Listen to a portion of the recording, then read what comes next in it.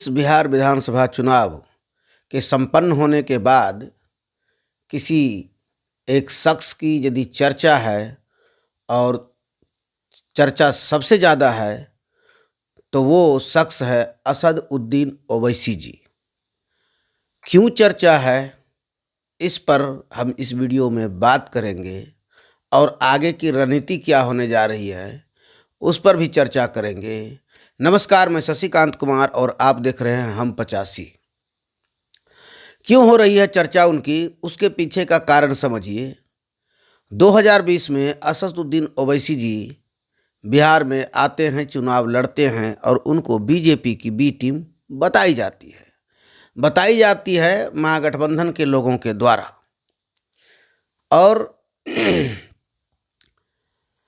ये बात जब वहाँ मतलब कि महागठबंधन के द्वारा जब पब्लिक डोमेन में ये बातें आती है, लेकिन आने के बावजूद असदुद्दीन ओवैसी जी अपने फील्ड में लगे रहते हैं और ये बहन कुमारी मायावती से मिलते हैं और उपेंद्र कुशवाहा जी जो उस वक्त दोनों गठबंधन में कहीं पर जगह नहीं पा सके थे, उनको लेकर के इन्होंने एक अपना तीसरा अलायंस में थर्ड फ्रंट बनाया और थर्ड फ्रंट बना करके इन्होंने बिहार में चुनाव लड़ने के बाद नतीजा यह हुआ, बीजेपी की बी टीम इधर मायावती जी को भी बोला जा रहा था और उधर असद उद्दीन ओवैसी जी को भी बोला जा रहा था। लेकिन इतना बोलते हुए भी असद उद्दीन ओवैसी जी ने बिहार में अप्रत्याशित जीत को हासिल किया। सबसे ज़्यादा उस तीसरे गठबंधन में यदि फ़ायदा किसी को हुआ तो वो असदुद्दीन ओवैसी जी को हुआ। अब जब वो 5 सीट जीत गए तो उसके 4 सीटों को तेजस्वी यादव जी ने यानी आरजेडी ने अपने अंदर ले लिया। उसको खरीद लेना कहते हैं, मिला लेना कहते हैं, जो भी हो विलय कर लेना कहते हैं। तो 5 आदमी को 5 में से 4 को अपने साथ ले लिया। अब ले तो लिया, लेकिन फिर जब 2025 में चुनाव होने लगे, इन्होंने उनके किसी भी जो वहाँ से चारों आदमी को लिए थे किसी को टिकट नहीं दिया। लेकिन टिकट नहीं दिया और लेकिन ऐसा हुआ कि 2025 में फिर वो आते हैं असदुद्दीन ओवैसी जी और यहाँ पर आरजेडी से जाके मिलते हैं। तेजस्वी जी लालू जी को लेटर भी लिखते हैं। इनके प्रतिनिधि अख्तरुल ईमान जी भी आते हैं और बातचीत करते हैं। यहाँ तक कि पता चला क्या बातें सही थी कि वो लालू जी के आवास तक पहुँचे, बाजा बजाया और कहा हम बीजेपी को हराना चाहते हैं, आप भी हमको साथ में रखो। लेकिन इन्होंने इनकार कर दिया, नहीं लिया। वही नहीं, जब शुरुआत में असदुद्दीन ओवैसी जी ने अपनी मांग रखी थी कि मैं भी गठबंधन में आना चाहता हूँ, मैं भी बीजेपी को हराना चाहता हूँ, तो इनके हर जगह चाणक्य, आजकल कुछ लोग हैं जो कि हर पार्टी में चाणक्य 1-2 रहते हैं। तो वो राज्यसभा सांसद आरजेडी के, उन्होंने कहा कि आप बिना चुनाव लड़े भी हमें सहयोग कर सकते हैं भाजपा को हराने में। वाह, इतना अच्छा बात बोले। जबकि गुणा और गणित, अभी पूरे राजनीति में गणित ही बैठाया जाता है। होता है राजनीति, लेकिन बिना गणित के नहीं होता है। गणित ये होता है कि किस जाति की कितनी जनसंख्या है, किस धर्म के लोग कहाँ पर कितना है, किस जाति के लोग कहाँ कितना है, उसके अनुसार से वहाँ उम्मीदवार सेलेक्ट किए जाते हैं जाति देख करके।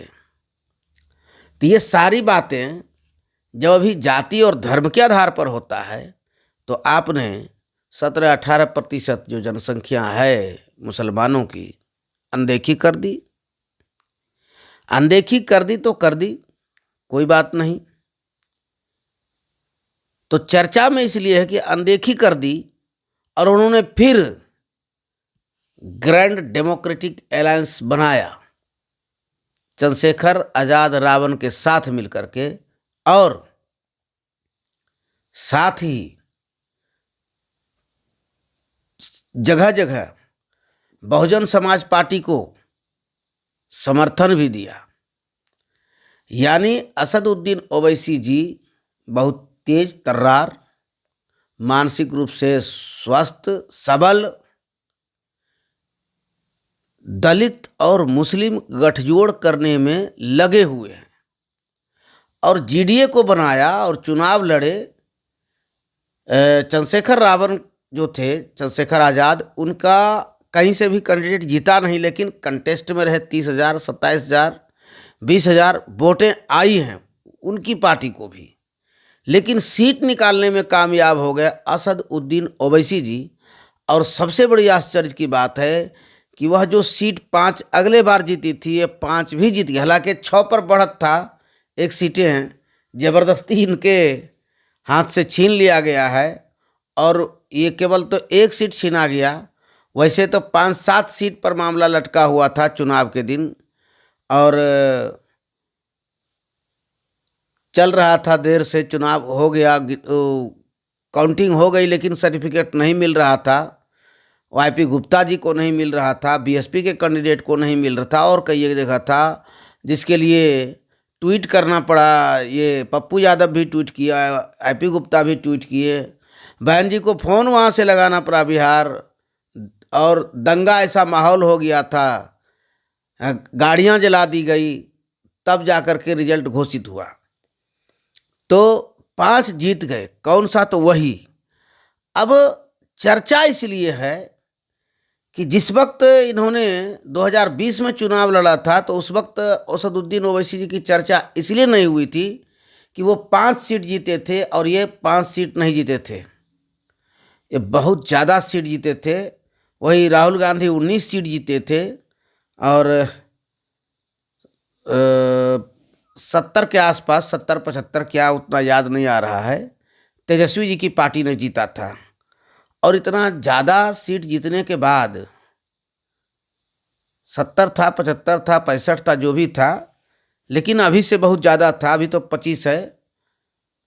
तो हुआ ये कि हाँ, 75 के लगभग था, ठीक याद आ गया। हुआ ये कि इस बार इन लोगों का स्ट्राइक रेट गिर गया, और गिर गया तो थोड़ा मोड़ा नहीं, बहुत ज़्यादा गिर गया। 2/3 सीटें कम हो गई और स्ट्राइक रेट बहुत ज़्यादा गिर गया। जो व्यक्ति पहले मात्र 5 सीट जीता था, इस बार 28 सीट चुनाव लड़ करके फिर 5 जीत गया। स्ट्राइक रेट इनका हो गया 17.86%, हाँ 17.86%, और वहीं पर तेजस्वी जी का हो गया 17.48%। जहाँ पर तेजस्वी ने 143 लड़ करके 25 सीट लिया, वहीं पर असदुद्दीन ओवैसी ने 28 सीट लड़ करके 5 सीट जीता।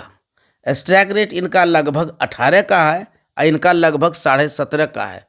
स्ट्राइक रेट इनसे ज़्यादा है, लेकिन राहुल गांधी का जो स्ट्राइक रेट है वो 9.23 है, यानी कि 9.25% कहा जा सकता है।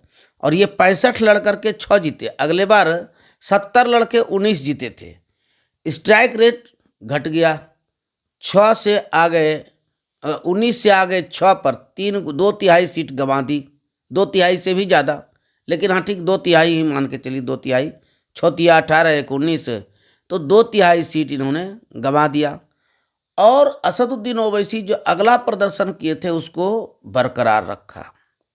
स्ट्राइक रेट तेजस्वी से आगे निकल गए, पॉइंट में आगे बढ़े हैं। अब जब ये हुआ तो चर्चा तो होगी। अच्छा, क्यों नहीं इनको लेना चाहते हैं गठबंधन में, यह भी एक मुद्दा है, इस पर भी आगे चर्चा करेंगे। अब एमआईएम इनके पास जाना चाहती है, ये लेते नहीं हैं। और इनको जब मीडिया ने पूछा कि क्या एमआईएम को आप गठबंधन में क्यों नहीं ले रहे हैं, हाँ, एमआईएम को गठबंधन में आप क्यों नहीं ले रहे हैं, तो तेजस्वी जी यानी कि आरजेडी की ओर से जो बयान आया उसको सुन के आप हैरत में पड़ जाएंगे। आपके अंदर कोई मनोइच्छा है तो कम से कम उसको अंदर ही रखिए, किसी चीज़ को पब्लिक डोमेन में नहीं आना चाहिए। जो बात आपने कहा, क्योंकि आप राजनीति करते, एक साधारण सा व्यक्ति कोई अपनी जागीर की लड़ाई के लिए कहे कि हम तुमको अपना जागीर कैसे दे देंगे, तो ये एक अलग बात है। इन्होंने जो कहा कि हम सबको सीट बांट ही देंगे तो मैं कितना पर चुनाव लड़ूंगा, वाह। यहाँ पर सत्ता परिवर्तन मुद्दा नहीं है, मुद्दा है कि मैं कितने अधिक सीट पर चुनाव लड़ूं, ताकि आने वाला समय में एक छत्र अपना शासन चलाऊं और कोई भी छोटा राजनीतिक दल जिसको अभी हम गठबंधन में ले भी लिए मजबूरी में, तो हमको इसकी बातों को मानने के लिए बाध्यकारी नहीं होना पड़े और हम स्वतंत्र होकर चलावें कि 150 के सीट लगभग चुनाव लड़ेंगे तो 122 123 खुद जीत जाएंगे। इस तरह की बात, गैर जिम्मेदाराना बात कि हम सबको बांट देंगे। अरे भाई, वो भी बीजेपी के विरोध में वोट मांग रहे हैं और उनकी जनसंख्या है, आपसे अधिक है, आपको देनी चाहिए, उनको अपने गठबंधन में लेनी चाहिए, लेकिन आपने नहीं लिया। नहीं लिया तो नहीं लिया। इस तरह से आप बात कर सकते थे कि भाई हमारे गठबंधन में ही बहुत ज़्यादा पार्टियां आ गई है, सीपीआई है, सीपीएम है, सहनी जी हैं, कांग्रेस है, मैं हूँ, और अब किसको किसको लूँगा, इसलिए नहीं लिया है। भारत में लोकतंत्र है, लोकतंत्र में जनता मालिक है, जनता चुनेगी जिसको जहाँ से चुनाव लड़ना है। भारत में कोई भी व्यक्ति कहीं भी चुनाव लड़ सकता है, वो चुनाव लड़ें, उनसे हमको कोई दिक्कत नहीं, लेकिन हम गठबंधन में उनको नहीं रख सकेंगे। इस तरह से बात करनी चाहिए, लेकिन इस तरह से उन्होंने नहीं किया। और उन्होंने कहा यह कि हम सबको यदि सीट बांट देंगे तो मैं कितने सीटों पर चुनाव लड़ूंगा, मैं क्या करूंगा। लगता था जी कि इनकी जागीर है, इनकी खरीदी हुई संपत्ति बिहार है, ये सबको बांट देंगे तो इनके पास क्या बचेगा। वाह, ये नहीं करना चाहिए। और इन्होंने जब महागठबंधन में नहीं जगह मिला तो अंत में जीडीए बनाया चंद्रशेखर आज़ाद रावण के साथ, और स्वामी प्रसाद मौर्य जो उत्तर प्रदेश के हैं उनके साथ मिलकर के बनाया और चुनाव लड़े और 5 जीते। स्ट्राइक तेज रहने के कारण इनकी चर्चा होती है। अब ये तो हो गया, लेकिन तीसरी चर्चा जो है, तीसरा पॉइंट क्या है कि ये केवल 6 सीट ही मांग रहे थे तेजस्वी से, लेकिन इनको नहीं दिए। खैर, वो उधर जाने दीजिए। तीसरा जो मुख्य चर्चा है कि तेजस्वी के द्वारा इनको कट्टरपंथी कह देना, चरमपंथी कह देना।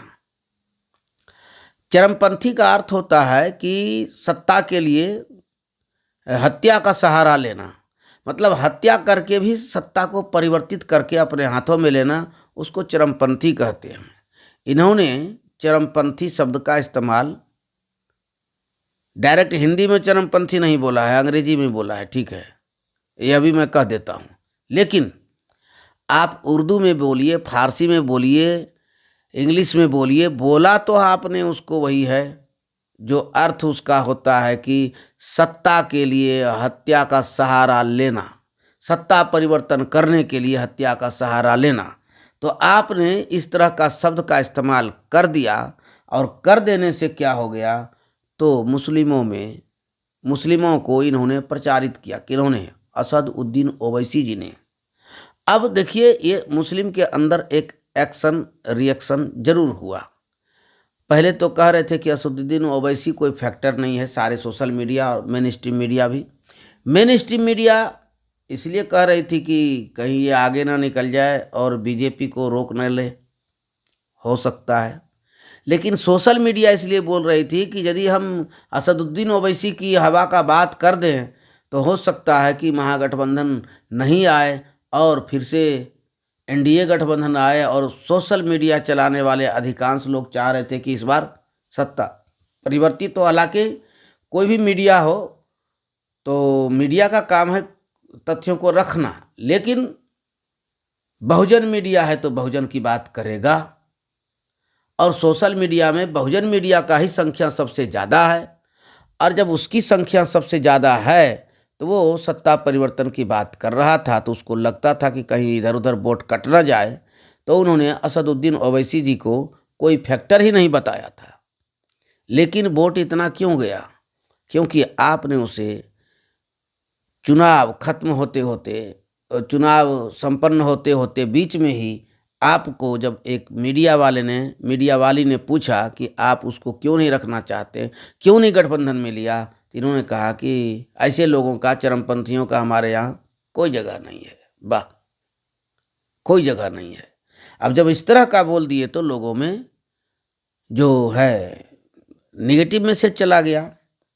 अब देखिए कि सबसे आगे ये दोनों लोगों से, कांग्रेस से भी और तेजस्वी यानी कि आरजेडी से भी स्ट्राइक रेट में आगे गए। ये 5 जीते थे, 5 बचा करके रख लिए, और ये लोग जितना जीते थे उसमें से 2/3 गंवा दिए। इसलिए ये चर्चा में हैं। कौन? असदुद्दीन ओवैसी जी।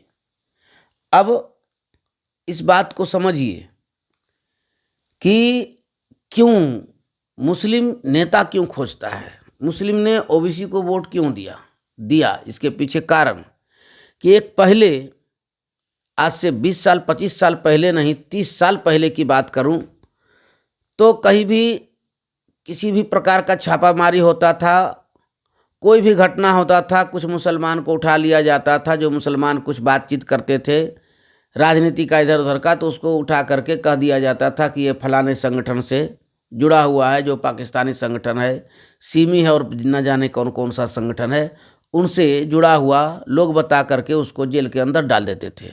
10 साल होता था, सबूत नहीं मिले, और उनको फिर 10 साल के बाद बाहर कर दिया जाता था। ये सब घटना घट रही थी। और अभी हालांकि इधर कुछ वर्षों से इस तरह का तो नहीं हो रहा है, लेकिन फिर भी मुसलमानों पर कभी ना कभी इस तरह का कार्यवाही होती रही है। तो मुसलमान भी सोचते हैं कि हमारा भी कोई नेता हो। जिस प्रकार भारत में सर्वाधिक आंदोलन दलितों के द्वारा हुआ, और दलितों का उसका नेता होता है, और दलितों के साथ कोई सख्ती से सरकार लाठीचार्ज जल्दी नहीं करती है, लगभग नहीं करती है। क्यों नहीं करती है? क्योंकि वो दलित नेताओं को गठबंधन में रखना चाहती है। राजनीति ये बताता है कि जब हम उनके समाज को गठबंधन में रखेंगे तो उनके समाज के साथ हमें ज्यादती नहीं करनी पड़ेगी, और हमको ज्यादती नहीं करनी पड़ेगी, और तब हमको उस समाज का नेता से जब हम बातचीत करेंगे, गठबंधन करेंगे, तो वो समाज हमको वोट देगा। इसीलिए लाठीचार्ज नहीं हुआ। यही चीज को मुस्लिम भी कुछ ना कुछ समझ चुका है। वो भी चाहता है कि हमको अपना नेता बनाना पड़ेगा। नेता बनना चाहता था, कोई आता था, 2-4 कार्यक्रम करता था, बस उसको किसी कांड में फंसा करके उसको जेल के अंदर ठेल देता था। तो लोग, मुस्लिम जो है, राजनीति करने से डरने लगा था, और वो यदा कदा कांग्रेस, यदा कदा अन्य दूसरी बैकवर्डों की पार्टियां, दलितों की पार्टियों में वो लोग अपना पार्टिसिपेशन देते थे। लेकिन अब ये भी समझने लगा कि मुझे भी अपना जो है नेता चुनना चाहिए संभवतः। इसीलिए असदुद्दीन ओवैसी जी को वोट मिला, और कट्टरपंथी कहने के बाद तो और भी उनके समाज के लोग उनको वोट दिए। और यदि एक बात और कि क्यों ये लोग गठबंधन में उनको शामिल नहीं करते, केवल असदुद्दीन के ओवैसी ही नहीं, बहन कुमारी मायावती जी को भी ये लोग अपने साथ नहीं लेते। उसके पीछे कारण है कि यदि ये स्थापित हो गया, गठबंधन में ले लिए, पूरे बिहार में, पूरे देश के अंदर इसके नाम से वोट पड़ गया, इसका समाज इसको वोट देना शुरू कर दिया, इसकी सीटें निकल जाएगी, तो फिर वो वोटर मेरे हाथ से छिटक जाएगा। तब मामला यहाँ वोट पर है, जनता पर है, कि जनता मेरे हाथ से छिटक न जाए, और ऐसा नहीं हो कि उसकी राजनीति चलना शुरू हो जाए और मेरी चलना शुरू हो जाए और मेरा जाना शुरू हो जाए, खत्म होना शुरू हो जाए। तो इसलिए ये लोग गठबंधन में नहीं लेते हैं और इसे सीट नहीं देते हैं। ये कहते हैं बीजेपी आ जाएगा, बीजेपी आ जाएगा, वोट दो। तो इनके चाणक्य कहते हैं गठबंधन मत करो, वो लोग संविधान बचाने के लिए तुमको वोट करेंगे और तुम संविधान बचाने की बात करो और दलितों का हक का बात करो।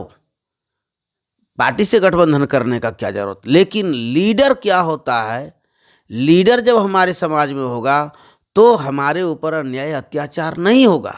लेकिन ये लोग लीडर बनना ही नहीं देना चाहते हैं। तेजस्वी जी ने तो 5 खरीदा, 4 मिला लिया था असदुद्दीन ओवैसी जी की पार्टी का, जो 2020 में जीते थे।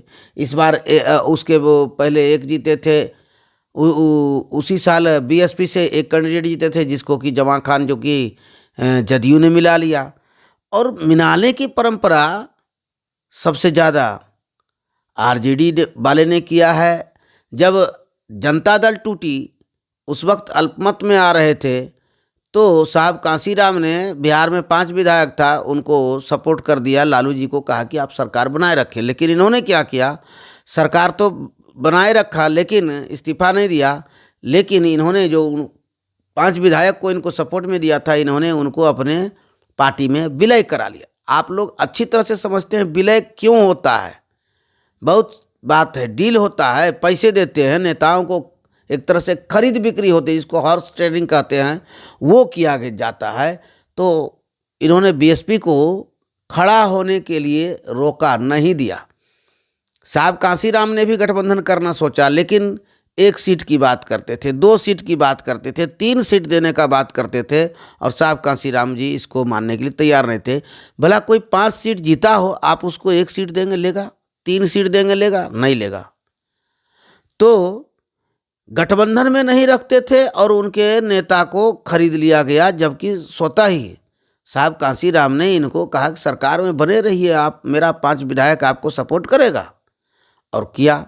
लेकिन किया तो इन्होंने अपने अंदर ले लिया। क्यों? अगले गठबंधन में हमको इनको सीट न देना पड़े, इससे पहले कि इनके सारे पार्टी को समाप्त कर जाओ, ख़त्म कर दो, हजम कर जाओ। अब बहुत चीज़ों को समझना है कि दलितों ने जहां आंदोलन किया तो उन पर लाठीचार्ज नहीं हुआ, लेकिन मुसलमानों पर जब आंदोलन होगा तो भाजपा भी आक्रामक नहीं होगा, क्योंकि उसका वहां पर नेता होगा और अन्याय भी नहीं लोग करेंगे। इसलिए लोग, मुस्लिम समुदाय उसको वोट कर रहे हैं। लेकिन आरजेडी और कांग्रेस उनको गठबंधन में नहीं रखती है। लेकिन यदि मुस्लिम समुदाय उसकी ओर गया तो डर वही है, गठबंधन इसलिए नहीं करते हैं, उसको नेता इसलिए नहीं बनाते हैं, डर वही है। वही क्या है कि यदि मुस्लिम का जो वोट बैंक है आरजेडी से खिसक गया, कांग्रेस से खिसक गया 17-18%, तो फिर इन लोगों का जमानत जब्त हो जाएगा, इनकी पार्टी समाप्त हो जाएगी। इस डर से ये लोग उनको अपने अंदर गठबंधन में नहीं लेते हैं। यही डर बीएसपी के लिए भी है इन लोगों के पास, इसीलिए उनको भी ये लोग अपने गठबंधन में नहीं लेते हैं। सबसे बड़ी बात है कि यदि मुस्लिम अपना नेता चुन लेगा तो इसके पास बार्गेनिंग कैपेसिटी बढ़ जाएगी, वो सरकार से कुछ भी मंगवा सकता है। और यदि किसी स्टेट में चुनाव भी होता है तो वहाँ गठबंधन करेगा भी, तो वहाँ भी बार्गेनिंग स्थिति में रहेगा, क्योंकि वो अपना धमक दिखा दिया होगा। जब नेता बनेगा, बहुत कुछ सीट जीतेंगे तो फिर उसका असर होता है। यदि आप 5 सीट इस बार जीते हैं तो अगले बार जरूर 8 सीट 10 सीट पर मांग रख दीजिएगा या 20 सीट पर मांग रख दीजिएगा। इसी तरह से धीरे धीरे बढ़ता है। तो आने वाले समय में राजनीति जो है करवट बदल रही है और दलित मुस्लिम गठजोड़ हो तो कोई अतिशयोक्ति नहीं, और होने की शुरुआत हो चुकी है और बढ़कर के हाथ मिलाया है। असदुद्दीन ओवैसी जी ने बिना समर्थन मांगे भी समर्थन इन्होंने दिया है बीएसपी को। तो ये दलित मुस्लिम गठजोड़ के और एक संकेत दे रहे हैं। और बहन जी ने अभी मुस्लिम भाईचारा बनाओ समिति का बैठक भी किया है 29 तारीख को। ये सब बहुत बेहतरीन कार्य हो रहे हैं जो इन लोगों को राजनीति करने में दिक्कत देगा। इन लोगों को मतलब कांग्रेस, आरजेडी, अखिलेश यादव, इन लोगों को दिक्कत हो रही है इस राजनीति से और होगा, जो कि बिहार में चुनाव में दिखाई दिया।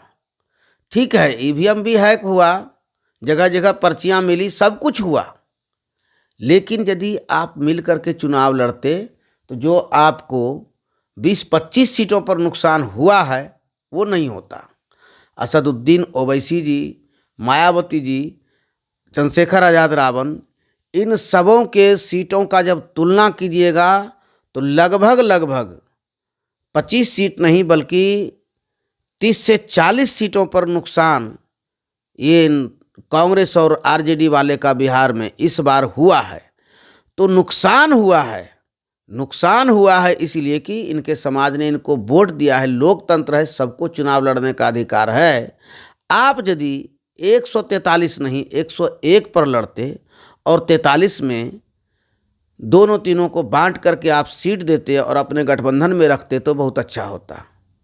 ये रिजल्ट आज कुछ और होता। जितना आप 43 सीट यदि असदुद्दीन ओवैसी, मायावती, चंद्रशेखर के आसपास में बांटते तो लगभग सीटें जीत जाते, क्योंकि एक बहुत बड़ा तैयार हो जाता जनसंख्या का एक भाग, और वो भाग जिधर जाता उधर जिताता। ईवीएम हैक करने के बावजूद भी आप जीत रहे थे। ईवीएम हैक था, कहीं कैसे 30 वोट से जीता, क्योंकि वहाँ की जनता ने कमिटमेंट किया था कि हमको इनको जिताना है, और भारी संख्या में वोटिंग हुई, और भारी संख्या में वोटिंग हुई तो इसके पक्ष में हुआ तो ये जीत गए। पिंटू जी 30 वोट से जीत गए। तो हर जगह से जहाँ से आप हारे हैं उनके सर पर ठिकरा फोड़ने के पहले अपने ही सर पर देख लीजिए, अपने अंदर ही देख लीजिए, विचार कर लीजिए, अपने ही सर पर फोड़ लीजिए ठिकरा। कहने का मतलब हम बोले जा रहे थे, ये सारा दोष, कहने का मतलब आत्ममंथन कीजिए कि आपसे गलतियां कहाँ हुई है, और इस तरह की गलती करेंगे तो आने वाले समय में इससे भी और बुरे परिणाम होंगे। यदि दलित और मुस्लिम कांग्रेस, आरजेडी, सपा, अन्य पार्टियों से निकल जाएगी तो सही बताता हूँ जमानत बचाना मुश्किल हो जाएगा। और यदि तेजस्वी यादव कांग्रेस को गठबंधन में रखते हैं और उनको 65 सीटें देते हैं तो कितना सीट जीत करके आए, तो ये तो देख लिया आपने। 2.6% संख्या जिसकी थी उनको आपने डिप्टी सीएम घोषित किया था, कितने सीट जीत सके हैं देखिए। यदि आप और भी लोगों को लेकर के, बीएसपी को लेकर के, चंद्रशेखर को लेकर के, ओवैसी जी को लेकर के गठबंधन करते तो क्या बिगड़ जाता। यही होता कि 43 सीटें इधर दे देते, 100 पर आप चुनाव लड़ते, या 99 पर चुनाव लड़ते, या 101 सीट पर चुनाव लड़ते। परिस्थितियां बदली हुई रहती, लेकिन ऐसा नहीं किया। इसलिए नहीं किया कि आप दूर की सोचते हैं। थोड़ा नज़दीक भी सोच लीजिए, और दूर की सोचते सोचते 20 साल गुजर गया, और नज़दीक की सोचते तो 5 साल 10 साल में ही वापस आ जाता। यही सत्य है। सत्य को जितना जल्दी मान लेंगे उतना अच्छा होगा।